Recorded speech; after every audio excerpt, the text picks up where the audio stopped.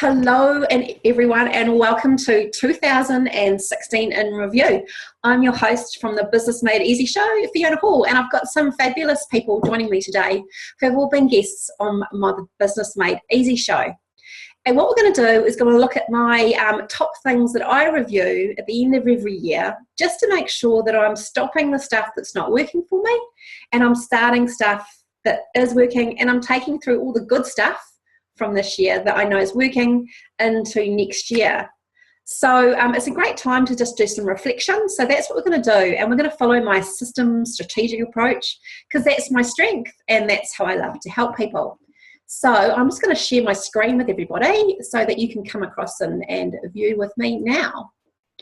So I'll just hop into the slideshow. So 2016, we've all got our Santa hats on, hopefully, and starting to think about mince pies and pavlova and all the goody bits and pieces that we can stuff down our gobs, or putting an exercise plan in place, which I'm sure Richard, who's watching in and joining today, will be thinking about as well for his team. So what I'm going to do is I'm going to start, there's going to be a worksheet which you can grab afterwards to go through this in more detail, but today I just want you to, if you've got a pen and paper, to grab it and just start thinking about these questions for yourself, because what will happen as soon as you start thinking about them, ideas will pop up and you might think, I need to write that down. So grab a pen and paper and just take some notes. So the first question I ask is a bit of a reflective question about clients.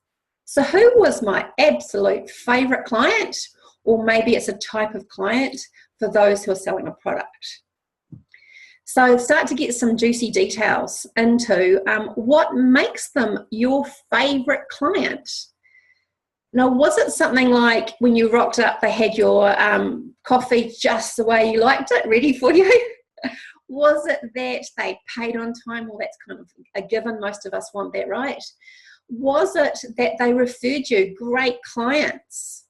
Was it that when you came away, and this is my litmus test, that my top tip, listen into, when you left working with them, say you're working with them for an hour or so, you were more energized at the end of it than what you were at the beginning going in. So you're getting to use your skills, your expertise when you're with them, and it makes you feel really, really good to work with them. So what was it that made them your favorite? And then how much did they buy from you? You know, start pulling out the numbers. Look at, are they repeat clients? Hey, maybe they referred others who are similar to them to you. Now, I'll explain the reasoning why we're doing this at the end of this, but this is the great questions you need to drill into. What specifically did they buy from you? Was it something that is off the menu? Did you customize something for them? Get juicy into the details about what it is they actually purchased from you. Because we often put out these packages and plans, right?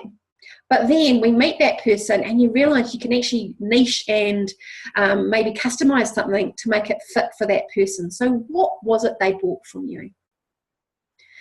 Now, this is the most juicy part for marketing and looking at what you're going to be saying on your website, on your blogs, on social media. Why did they buy from you? And if you're not sure, and if you've forgotten to go back and ask for the testimonial, go back and ask them. Hey, give them a call. Say Merry Christmas and check in with them and tell them about how you are really grateful for having them as a client this year and what it meant to you. Because, hey, who doesn't want to hear some gratitude? Who doesn't want to hear that stuff when they come back in? So why did they buy from you? Now we're going to move into my next thing, which is not just about the business. This is about you as a person. What was your favorite month this year? Thinking about it, maybe it was 2 months, but it's usually just one that was your favorite. An example for me was December, because my income was what I wanted it to be, but I still managed to take off over a week and go on holiday with my kids and have a bit of adventure and a bit of fun. So that was some things that wrapped around that made it a favorite month, because we're not just a business owner, we're a human being, we've got other needs and other things that are going to fulfill us. So how is your business supporting you to do those things? So look outside your business in this question. Did you take a holiday? did you attend a workshop? So in November, I attended Fiona Clark, who was a guest on the show, her workshop on sales. And I could be the arrogant know-it-all who, spent 10 years in sales and say, oh, I know everything about sales. I don't need to go to a workshop. But reviewing something that you do think you know a lot about is a really good thing to do. And I came away with 6 top tips that I could actually implement in my business to make a difference in my sales. But I also got to reconnect with some fabulous other business owners who I really like and enjoy working with. And I got to meet some other cool people too. So think about that. I'm just going to give you like 10 seconds to write that down for yourself and think about it.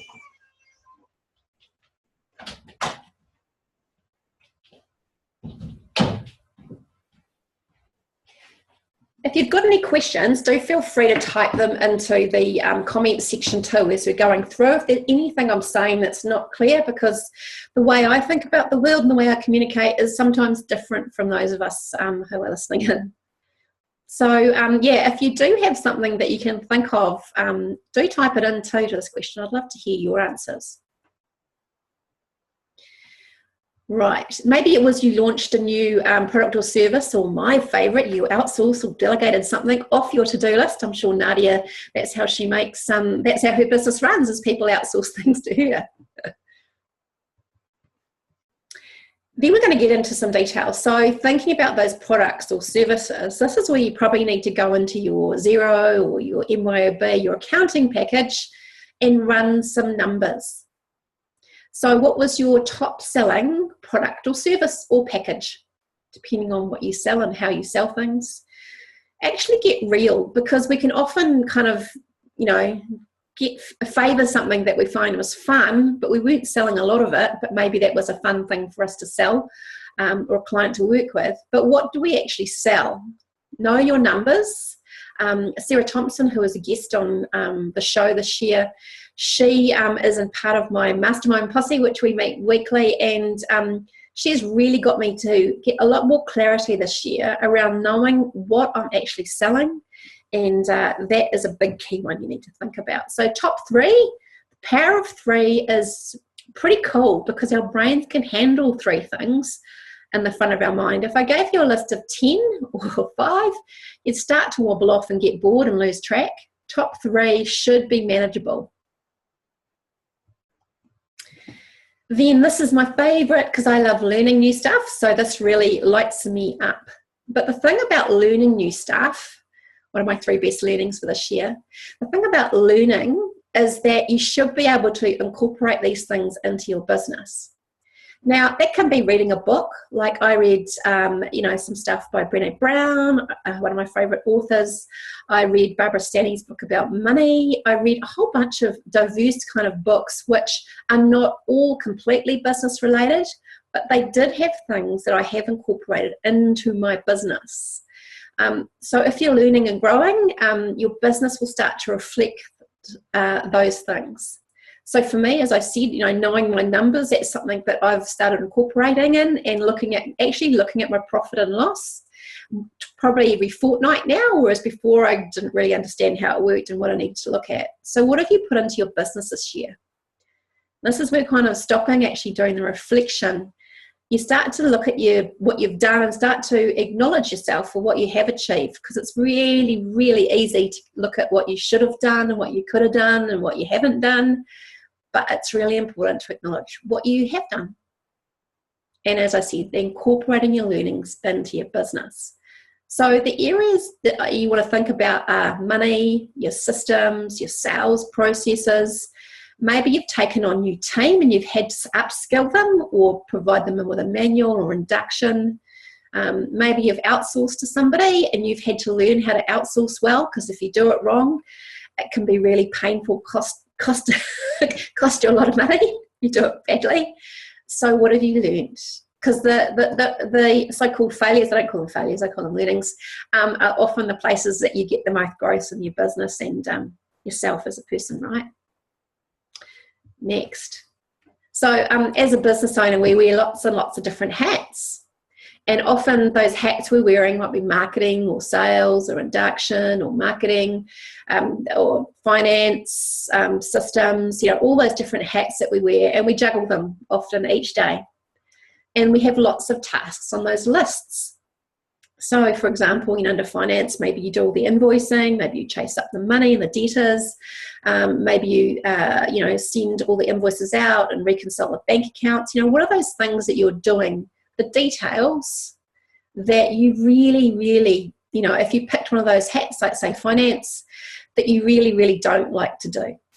Because ideally, if you know those things clearly, they should be the first things on your list for outsourcing as your business grows and you get more efficient and more productive.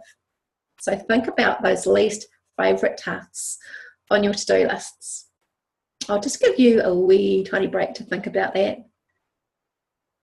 Again, if you've got any questions, please type them in.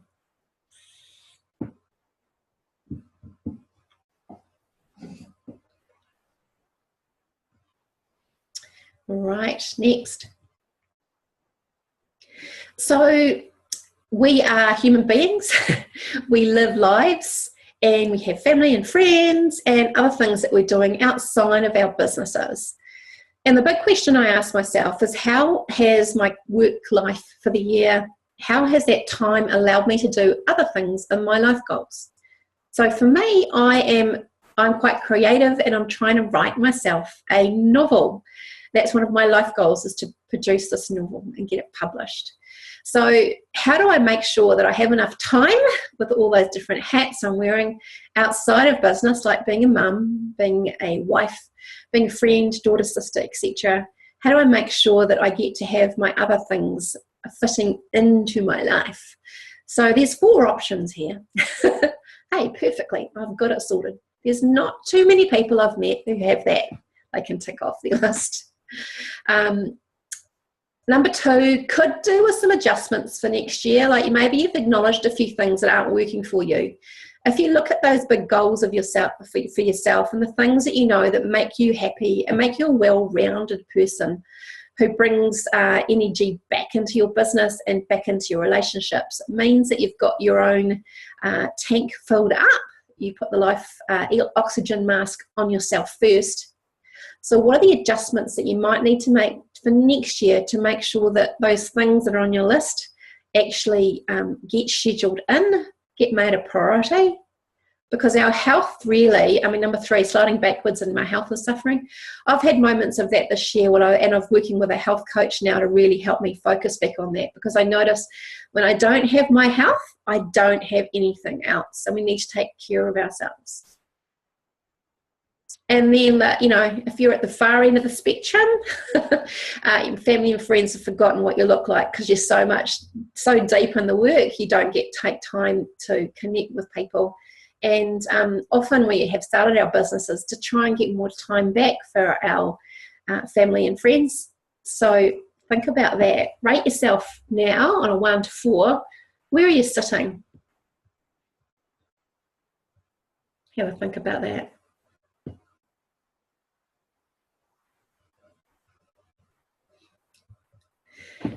Now, what I know works really well, and this is my secret tip for you guys, is to create a default calendar. So I've been playing around with the default calendar for about 5 years now, and it's one of the tools I give to my clients when we start working with each other. Because I strongly believe, and especially for those of us who are parents who maybe choose to have our work hours fit in around maybe picking up our kids or doing things with our kids, we often don't work your standard 9 to 5, right? We work different hours, and some of us will probably work in the evenings as well and weekends, sometimes by choice, but sometimes not by choice. So what I recommend doing is looking at this each term for those of us who are parents, juggling that hat as well. And each term, giving yourself a default weekly calendar. So what does it look like? So there's more detail that goes into this, but this is all about the hours of work that you are working. Now, there's one little bit missing from this page, and that's the total work hours for the week. Get really clear on how many hours you're actually working each week. Because when you do the numbers, sometimes it can be a hell of a shock that you think you're working more than you are, And then it's the other end of the spectrum. You're working so many hours, you actually start looking at it and going, wow, why am I doing this? I've left a corporate role where I was doing 60 plus, and look what I'm doing now. I'm doing the same thing here. And that's not why I left my corporate role. I wanted to have more time. So get honest about the hours you're working and then start planning for it. So this is a really reflective one for this year. I look at it for myself and I do my total hours. Now, that's all very well to look at your total hours, but it's actually the productive hours. Because when you start looking at being, the word productive, this is where we often have a challenge, because you can say that your hours are 9 to 5 if you are working a kind of conventional day, but really, how many hours are productive? Now, I define productive, for me, as in two ways. One is I'm actually doing some working on the business stuff. Or two, it's actually billable hours. So you need to know your billable hours number. So that's the other area on here that we need to think about. How many hours can you actually charge for? For those of us selling services or time, now if you have a team, the billable hours for me is also project management time. Does that make sense? So project management, you have obviously costed that into your clients when you're looking after a team and making sure they're completing stuff. So you need to know your billable hours for yourself personally if you're charging out your time, but you also need to know your project management hours for those of us who are managing team or using virtual assistants or other people who are making us money. So think about that. That should be quite handy to think about when you start breaking it down. Now, don't get too scared or too hung up on this. It's just a reality check. And when you start looking at how many hours you're putting in and how many hours are billable, for those of us in service-based businesses, that's when you can start to really tweak things. And that's when you can start to look at, well, is it worth my time outsourcing this? In terms of how many, what my hourly rate is or what my income is from the time that I charge out. If I'm charging out, if I'm paying someone a third of what I'm earning, say you're earning $100 an hour, and if you can pay someone $33 an hour to do the same work, then it's really worth your while looking at outsourcing. Okay, think about how that would work for you. So that's a really good thing to look at. There's a lot more detail that goes into a calendar once I break it down, but I just wanted to give you that little set of numbers to crunch because it's really important to know your numbers when it comes to your time, because that's where most of us get tripped up, and that's really where I help a lot of clients sort out that time equation, which can get out of hand really, really quickly if you don't plan it. We all know this, right? Someone else will plan it for us, take it away from us. And time theft, I call it, is one of the biggest things that challenges us as business owners, because we are using those hats all the time in and out of different roles. So that is a whole nother show in itself. That is where you look at chunking, you look at delegating, and you're looking at your priorities. So I hope that was of value for you guys. I'd love to hear your ideas about this, because I know for me it's made a massive difference to how I look at my time and how I spend my time, but also I've ditched the bloody guilt that I used to have about working on the business and about thinking about outsourcing. It took the fear away for me, because a lot of people, I find, they get scared of outsourcing because they think, oh, well, I'm going to be indebted and have this person I have to pay. But when you free up your time and you plan it really well, your income will be more than enough to cover paying for someone, and your income will actually increase if you plan it wisely. So that's my little bugbear that I wanted to share with you guys, because I know it makes a big difference, and I really hope that you take that on board. And if you'd like to contact me about this, we can definitely talk offline about it too. So in the light of the dream idea of having a default calendar, I'm doing a free 5-day online program, which is about designing your dream calendar for 2016. 17, we're going into 17, get it right, Fiona. So if you know your default calendar, when you look at it from 2016, has not been working for you, then I really recommend you join me on a journey to figure out how to create your dream calendar. So this is going to be January the 23rd, and I'm doing it in the evenings because I want to make sure that people who are working a full day or have kids can kind of tag team with their partner and can just join us when they need to. So I'm looking at running it at 7:30 in the evening. It's a sweet, short 30-minute session, so I'm not going to take up too much of your time. And there'll be worksheets each day for you to just figure out how to make more of your calendar, so it actually gives you access to more freedom. Because I know that we're all wanting to have a bit more choice, a bit more time. And I know the tips I can give you can really, really help you out there. So the 5-day challenge, if you want to jump on board, you can just email me, fiona.hall@kithen.co.nz. So I've got a real passion for creativity and connectedness and abundance for 2017. Those are my 3 words I'm using to help design my business and my calendar. And you can jump on over and check out my new website, which is now live. Always under construction, these things, but it is live. So fiona.hall.co, which is a very simple, short little website name. So if you decide that you want to join up on that 5-day challenge, you can get my free time saver cheat sheet as well, which I know are things you can actually do today that will make a difference for you and help you to be more productive. So I'm going to jump back into the live and stop sharing here. So thank you everyone for listening in while I have worked through my little presentation. I'm going to take the unmute people here. What, if any, questions you have about that default calendar? Any ideas, anybody?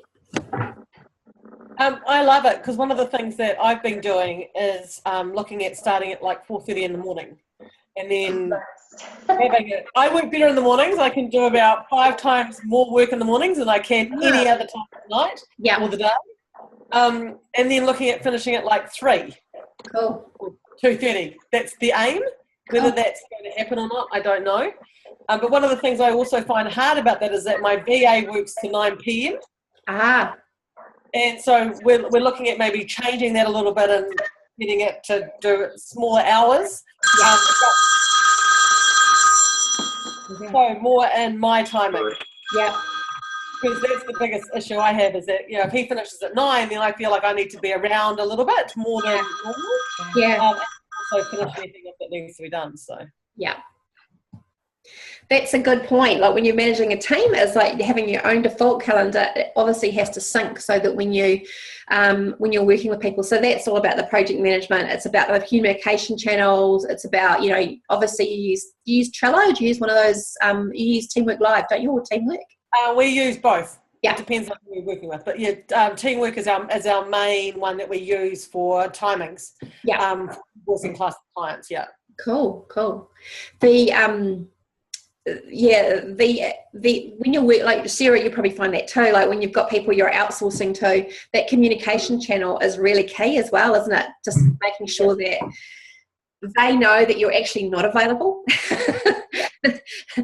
Because otherwise you end up working, as you can say, 4:30 till 9 would be, that wouldn't work for a long time. No, exactly. doesn't work at all. Cool.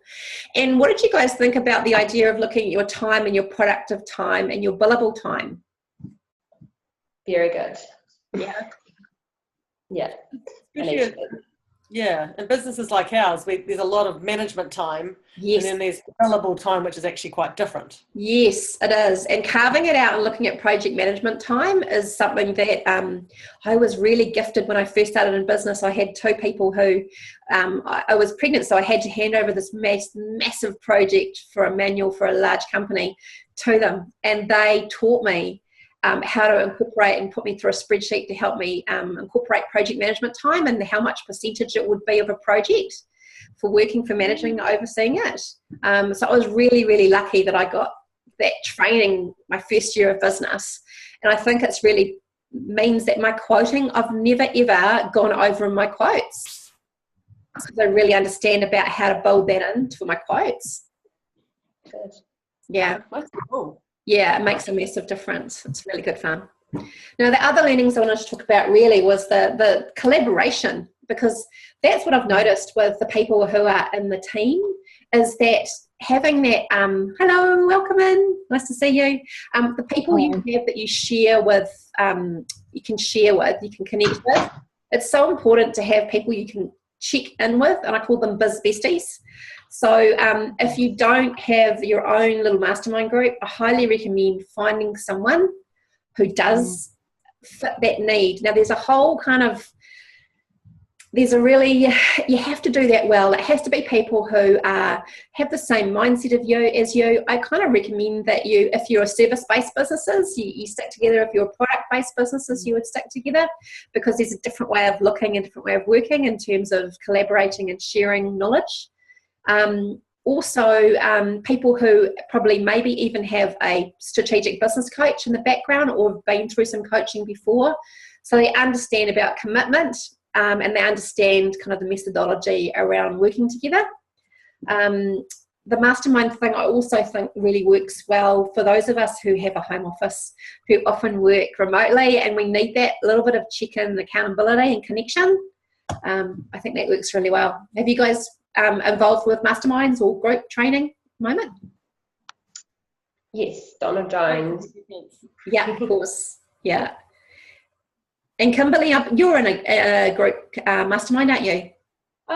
Well, actually now I have a business running buddy, whatever, you had a different name for it, but Yeah. And I think, Fiona, your point there, that it's like-minded business, that's so important. So Rach and I would speak daily or every 2 days, Yeah. and we're in really similar businesses. Great. So I think that's really helpful. It is, I isn't think it? that's great advice. So especially to motivate you if you're having, or to even like if you're running a quote through to someone and you need to bounce an idea off someone else and get some other eyes on it, we always do that to each other. Great. Yeah, it is. It's that reality check, because often you can get so kind of caught up in just getting something out, and you can lose perspective, right? Totally. Yeah, and it's good. And even just talking about it, then you get your words and your ideas out better. Yeah, that's a really good point. I find as soon as I have to explain myself to somebody else, ta-da, I found the answer. You've actually got it. So it's actually the talking. If you're an extrovert, you actually need to talk it out, because writing an email sometimes isn't your space of genius for an extrovert. Yeah, that's a really good point. I have found that the app on my phone, that I think it's the Google keyboard app, where you can just press talk and it types out your words. You use that a lot. Oh, Keyboard. Okay, what was that one? on my phone, there's a Google keyboard app you can download. And I just press the button. It's kind of like the app Dragon Speak, which is for dyslexics, but it seems to be a little bit more accurate. Understand me, because I got really frustrated with Dragon Speak because it kept calling me Fiona Paul instead of Fiona Hall. No, it's Hall. So yeah, I found sometimes I don't know about you. Do you get inspiration when you're driving in the car? Sarah, you get trips to Auckland. Yes. And I'm like, oh, that would make a really good blog. Well, that would be cool. I should send that email, and if I just press press that button, it can start. It takes the whole idea down, does it? Yeah, there'll be a few fellows, but most of it pretty accurate. I found it was about 90% accurate, so I was quite pleased. So, So it's just called Google Keyboard. I think it is. Yeah, it's my iPhone, but I'm sure it does it for Android, doesn't it? Must do. I've got an iPhone. And it'll be on. I think it's on iPads as well. It's an app in the App Store. Does it look like that? Can you say? Yeah, I think so. Yeah. I can see if I can show you the typing is fun. Yeah, that looks like it. Oh, hang on. Yeah, it's fun. Voice typing. Let me just see if I can bring it up. I like that. Interesting how the apps can make the biggest difference. Oh yeah, very much so.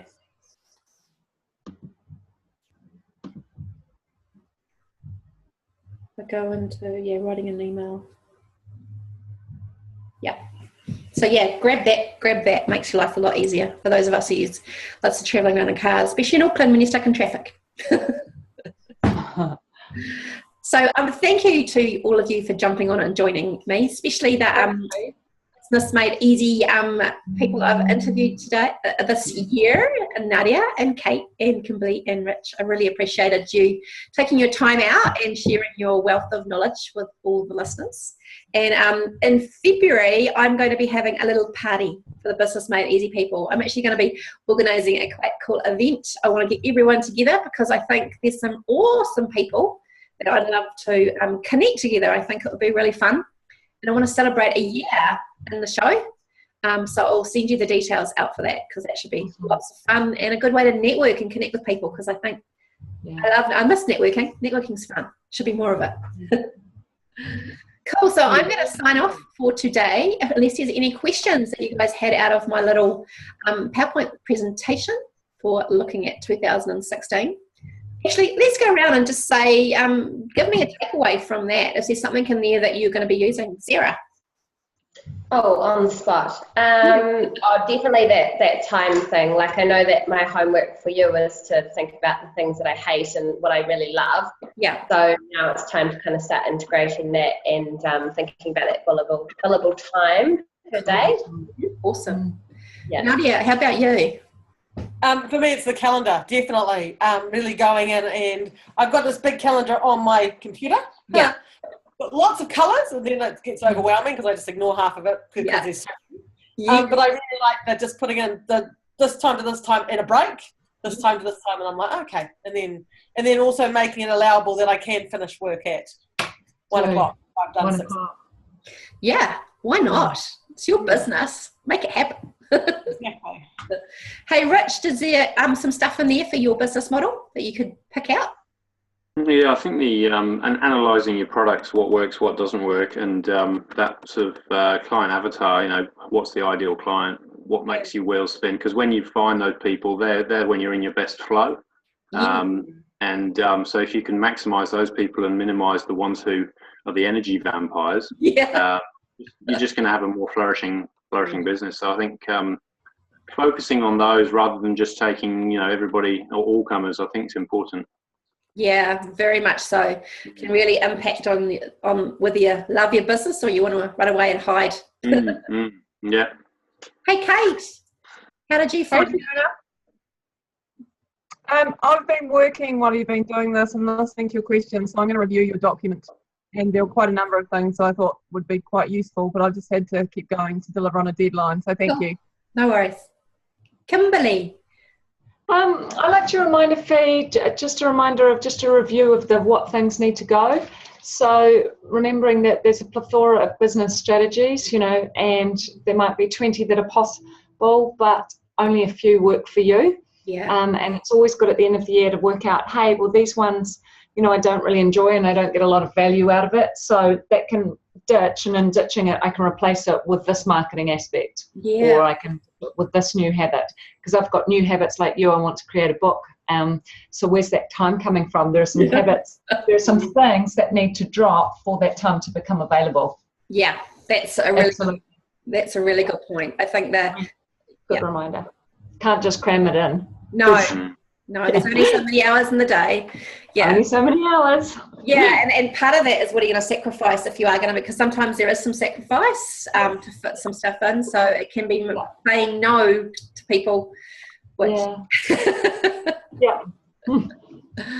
Awesome. Hey, thank you for taking the time to join me, everybody. I'm mindful of finishing on time, so I'm going to finish up today. We're coming up to 1:45. So thank you, everybody, for joining me. Thank you, my guests, for coming on today and spending time with us. It's been great to have you, and wishing you all a fantastic Christmas and holiday time off. I want to see all these bronze tan people on Facebook enjoying some time. Thank you, everybody. We'll see you again soon. Thanks, Fiona. Bye, honey.